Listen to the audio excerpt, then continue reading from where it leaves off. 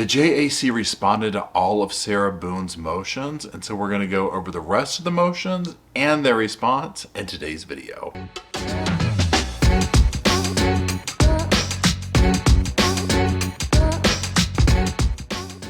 Hello, Sofa Squad, and welcome back to the sofa, or the rocking chair, I should say. Okay, rocking my sofa. Y'all, we are in the mountains right now, and so we're coming to you live from the rocking chair in the mountains. But we are still carrying on with our Sarah Boone. The document we're reading today, we are not going to read this one from start to finish because so much of it is repetitive. The main thing we're going to be focused on is the JAC's response to this, okay? So we'll read through that more thoroughly. It's like 5 pages. So what we'll do is we'll put this first document up. Her first motion I'll read through so that then we can just very quickly get through the rest of them and talk about what the motion is, but not read the repetitive stuff. So that means that. Okay, let's go ahead and get started. Okay, so you'll see on the screen here, it's the same thing we've been seeing, you know, the little handwritten note, the temporary motion for reservation of proposed cost to acquire investigator for defendant's defense and trial. Comes now Sarah Boone, pro se indigent defendant, respectfully request from this court the reservation of proposed cost to acquire investigator for the defendant's defense in trial. Investigator is to be determined. The total amount to be determined. How to calculate unknown by defendant. Reason no discovery or case materials provided to the defendant from the judge. This temporary motion is being submitted to meet the delegated due date of 7/22/24 by the judge and court as stated to the defendant, and the order dated 6/28/24. The defendant is trying to avoid any further persecution and penalization from the judge and court, while vigorously attempting to succeed in her forced position of pro se attorney and representation of self.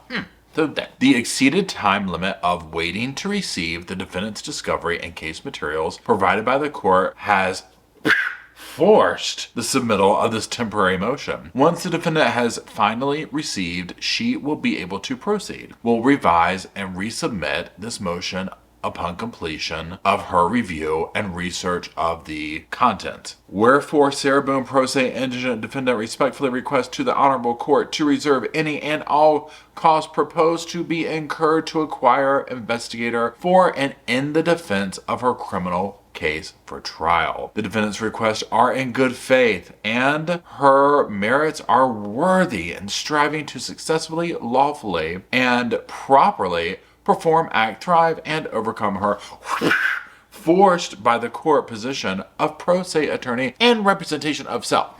Conclusion.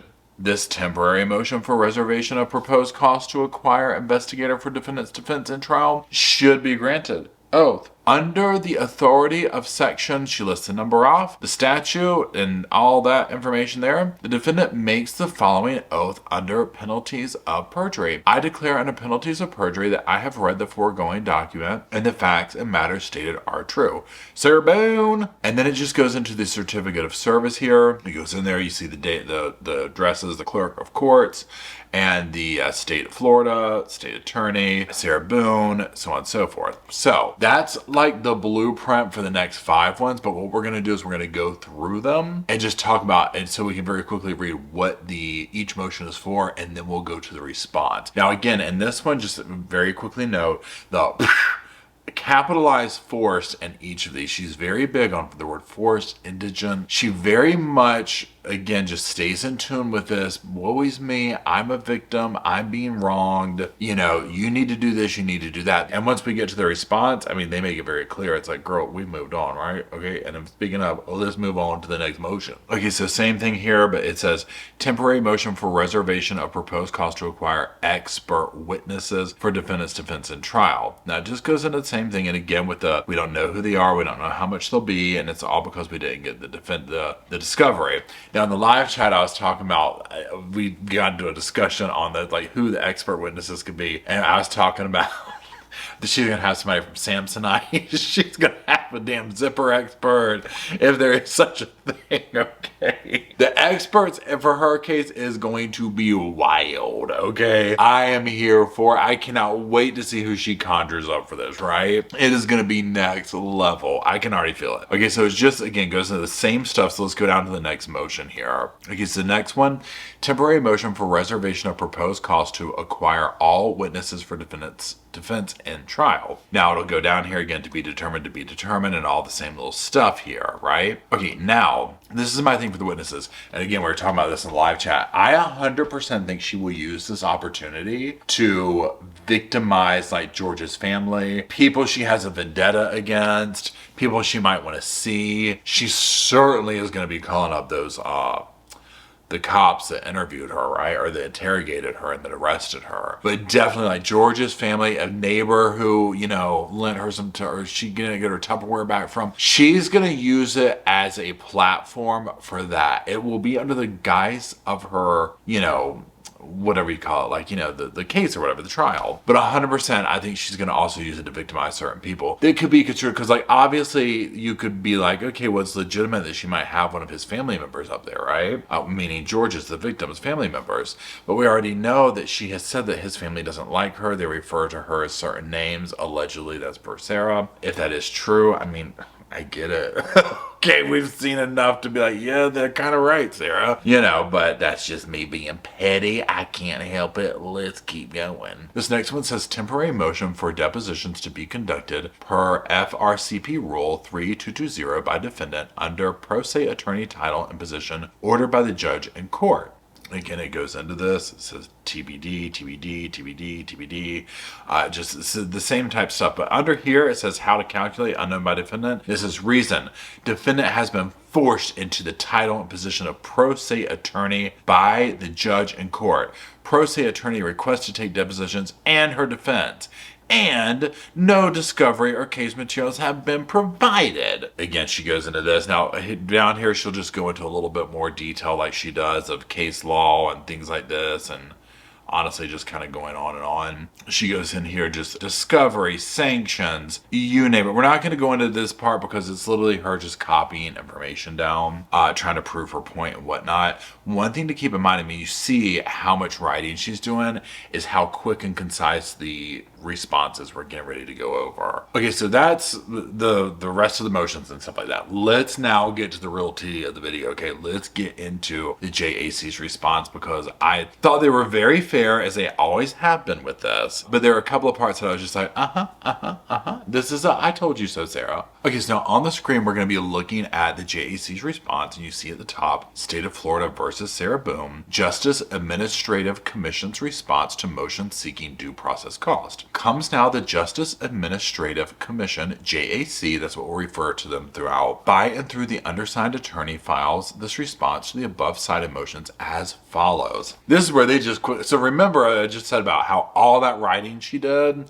Just look at this. Now, also, I will say this before we keep going. You know, I know that it's like, oh, she did all this writing. It's such a waste of time. I mean, you got to give it to her that she is fighting for her life and her world, right? So she's doing that. She's doing all this transcribing and copying case law and doing this. I mean, she's putting it out there. Yeah, but a lot of this is like, well, you've done it to yourself, because you would have an attorney doing this, but she's scared them all off. So now she's forced to do it, and she's just like throwing stuff at the wall to see what will stick, basically, in my opinion. So, you know, I get what she's doing on one hand, and the other part is ridiculous, and she deserves to have to waste all her time doing this because she ran through all these attorneys. Let's keep going. So it says, number one, the defendant is seeking authorization for various due process costs as follows. And they very concisely list these out. Appointment of standby counsel to assist the defendant. Cost to take depositions. An unspecified amount for a defense investigator.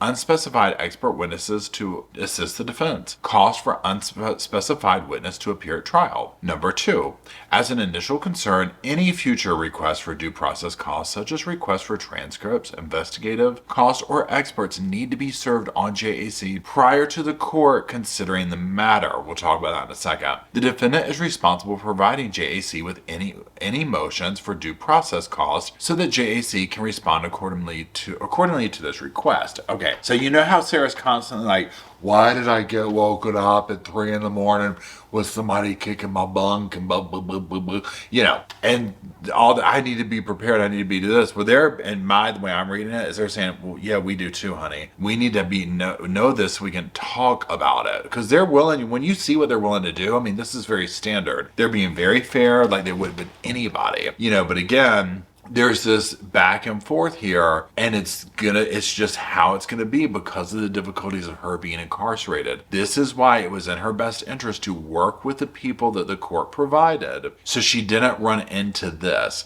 Because here's the thing, and to keep this in mind as we go through this, and all the things they're saying, like, okay, we need to do this, that, and the other, just listening to the motions she has to respond to this with, I'm like, oh my God, this could take months. I mean, this just process of her getting the response, her formulating her thing, her writing it, sending it out, this is very time consuming. And again, I'm sorry, hold on, two thoughts with that. I was going to say, this is why you should have kept your lawyer, but that's twofold. Obviously it would go quicker, but also because the lawyer is knowledgeable. They know a lot of this stuff. They're not going to have to sit here and just rewrite an entire history book, or case law book or whatever you want to call it down on the thing to prove a point, right? They can just move along with it. But Sarah has an agenda. Sarah has a defense. And if you don't go along with it, she wants to get rid of you. So let's keep going. Now, number 3 says JAC may only pay for due process costs pursuant to section 29007, 2740, and 275304 parentheses 2 Florida statutes. Let's move on down to the second page now. As directed by section 27425 Florida statutes and the General Appropriations Act, all due process services are subject to the Florida statutes and the JAC contract, policies, and procedures. JAC objects to any compensation rate in excess of established rates. Now again, let's just talk about fairness. To me, that's really fair, right? They're saying, hey, yeah, look, we have established rates for this. Totally willing to go along with it, but don't ask for more because you're not going to get it, right? And to me, that's fair. Again, they're not doing anything out of the ordinary here, I don't think. Now, again, also, y'all, if you're new here, then no, I'm not a lawyer, none of that kind of stuff. This is literally just sofa or rocking chair opinion. It's okay. We usually got a sofa in the background somewhere back there, okay? We just say it's sofa opinions, but now we have to say it's rocking chair, okay? Anyways. But and what I'm getting at is, I could be completely wrong with this. An attorney could be like, oh no, he doesn't know what he's talking about. Like, actually, they usually go over the budget. I don't know, okay? But to me, just from layman terms from the damn sofa, it seems fair. Let's keep going. Standby counsel. Now, this one, they ate and left no damn crumbs on, as the kids might say these days, okay? This one got lit. They ate on this one. Ain't that what the kids are saying?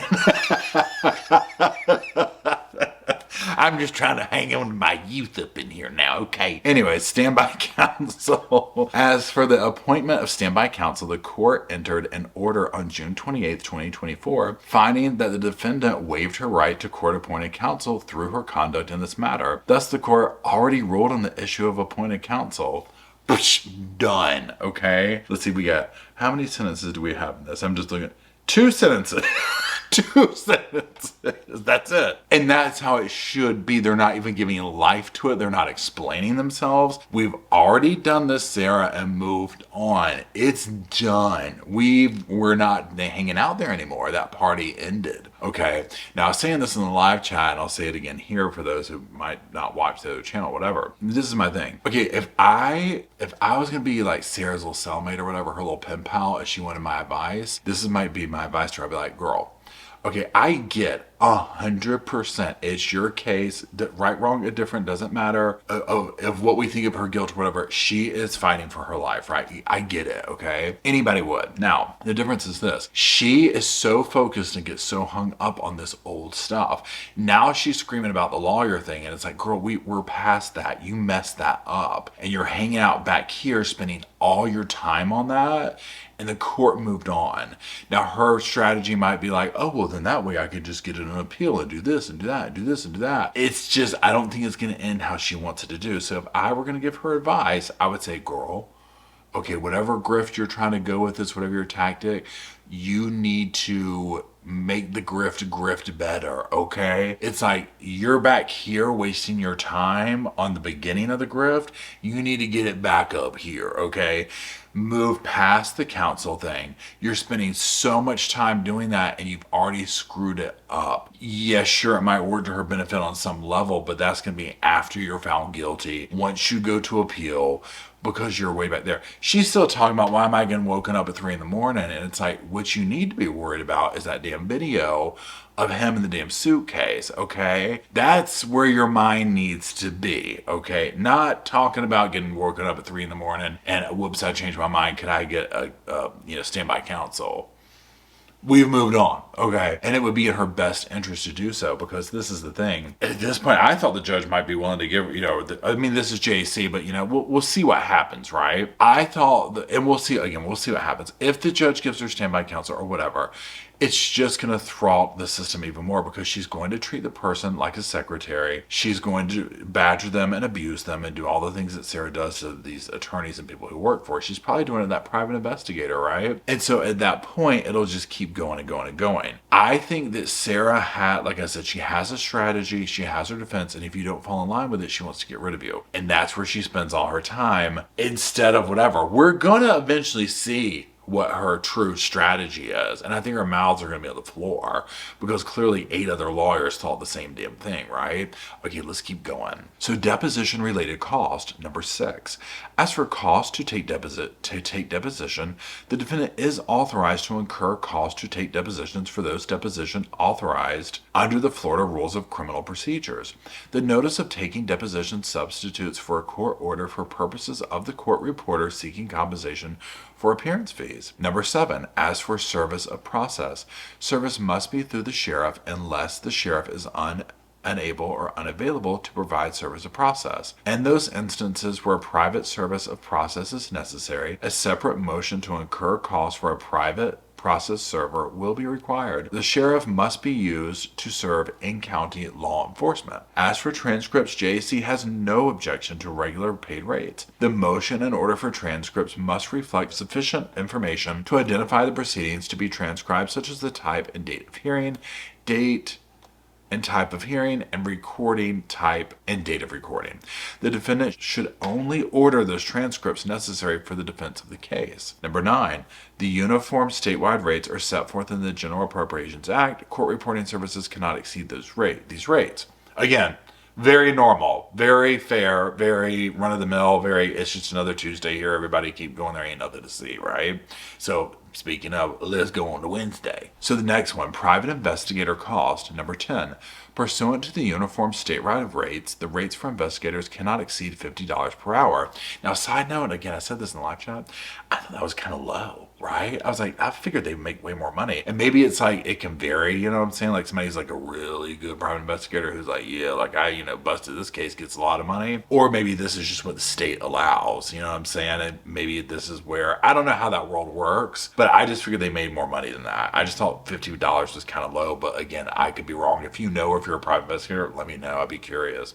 Okay, number 11. As required by Florida law, any private investigator providing services in Florida must have a Class C license from the Department of Agriculture and Consumer Services and be employed by an investigation agency with a Class A license. Number 12. If the court grants the motion, the order needs to indicate the amount authorized for the defense investigator. Based on the docket, it appears Prison Break Investigations, Billy Lane, may have already been appointed to this matter. JC does not object to the court authorizing $5,000 for a defense investigator and $500 for the investigator to obtain case-related documents and materials on behalf of the defendant. Now pause right there. So remember how I was talking about she's all held up and she's this and she's that. Okay, girl's gonna burn through the $5,000 just investigating why she got woke up at 3 in the damn morning. Okay, she's gonna rip through that damn money just like that. Okay, she's gonna rip through it now. She's gonna rip right through it on just some tedious BS, right? I mean, that's what I'm talking about. That's for like, girl. I mean, I'd be surprised if they haven't already run that up. I don't know how it works when they go through that, or how the money part works, or where it comes from. But I mean, who knows the abuse the investigator's already taken at her hands or will. So as soon as that $5,000 hits, it'd be like, I'm done. Where's my damn paycheck? I'm going to get me some damn fries at McDonald's. Okay, period, end of story. Let's go to the next one. So expert cost number 13. Based on JAC's records, the court previously approved $3,000 at a rate of $200 per hour for a defense mental health expert. I mean, my God. I mean, I feel like we need to switch the rates around. I mean, we need to get someone good in here. We needed somebody for $5,000 for the mental health thing and $3,000 for the dude who's going to find out why she got woke up at 3. Okay, we need some hard. We need to hit heavy on the mental health expert. If I was Sarah, I'd put all my damn money in that basket right there. I'd be like, look, I'd be doing anything I could to be like, look, we're gonna do a little something on the side here. You can expect some honey buns and soups to show up at your house. I'm gonna hook you up. I need you to say that I'm torn up from the floor up. I need you to say I'm doing all sorts of crazy stuff, wet my pants 3 times in the meeting, whatever you gotta say, okay? I mean, I'd be like, I'll hook you up with this $3,000. And hell, have you do a little private investigating too for $5. Go find out why the hell they're waking me up at 3 in the damn morning. We'll slide you $5,000 too. We need that certification though, okay? But anyways, let's keep going. So JAC does not object to the court continuing this authorization now that the defendant is representing herself. Number 14, as to other requests for other experts, defendant will need to file an appropriate motion delineating the following. Number 1, identity or type of expert. Number 2, amount authorized for the expert services. And 3, rate authorized for the expert services. This is where it's going to get torn up. This is where we're going to see some next level Sarah Boone stuff right here. Because she's going to be making stuff up. This is where the Samsonite luggage expert will come in, right? She's going to tell us how it was a luggage malfunction. And that's why that happened and she had nothing to do with it. That's where it'll get torn up. Okay, let's keep going. So number 15, the defendant has the burden to show the particularized need for each expert witness. The defendant needs to show the services of the expert is necessary for the defense of the case. Again, rewind the damn video what I said about number 14. Same damn thing right here. Same damn thing. She's going to be over here talking about I got a zipper expert. I mean, just remember the things she was saying to the cops, where she was so hard trying to convince them of everything about this. This is what's so frustrating. She let this man suffocate in the damn suitcase while he begged for help. Now, I have no doubt that she probably just passed out drunk, okay? Or whatever she did. I have no doubt of that, right? It's the way she is trying to convince everybody and absolve herself of any responsibility when the evidence is right there. I mean, she recorded it multiple times. A different angle, with the suitcase flipped over, so it's obvious she had tampered with it. I mean, this is the thing that's frustrating. But again, it's like, I get she's not going to just roll over and say, yeah, okay, well, whatever. She wants to get the best possible outcome. But it's almost like the outcome you should be hoping for is just a matter of how long am I going to do for it? Not am I guilty of it or not? You see what I'm saying? I mean, that's just my opinion. Let's keep going. Number 16, as enunciated by the Florida Supreme Court, a party seeking the process caused has the burden to establish, number 1, the particularized need for the due process services, and 2, prejudice arising from the denial of due processes. And then there's some just citations here and whatnot, case law and things of this nature. Number 17, the determination of whether to appoint an expert is within the broad discretion of the trial court. An indigent defendant must show the trial court that there exists a reasonable probability both that an expert would be of assistance to the defense and that denial of expert assistance would result in a fundamentally unfair trial. They give some citations.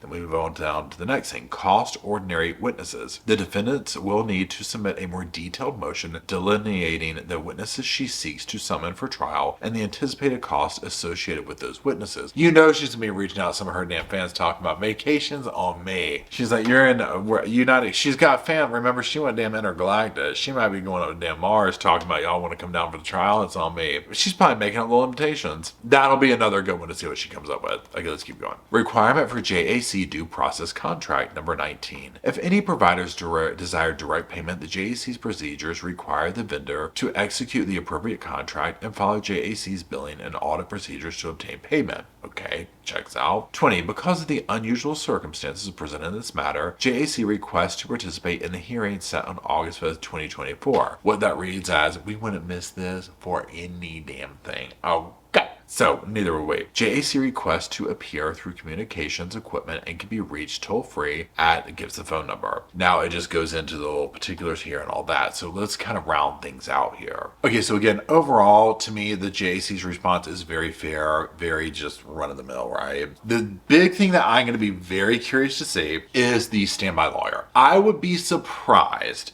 if he doesn't appoint somebody. Now, this is coming from a non-professional person, whatever. I guess it's just a dot your I's and cross your T's type situation, but he might very well be like, no, you forfeited that. We're going to keep going. Sorry. Because it's almost like, I just would almost think that she would somehow get an appeal or whatever. I don't know. See, I just don't know how this works.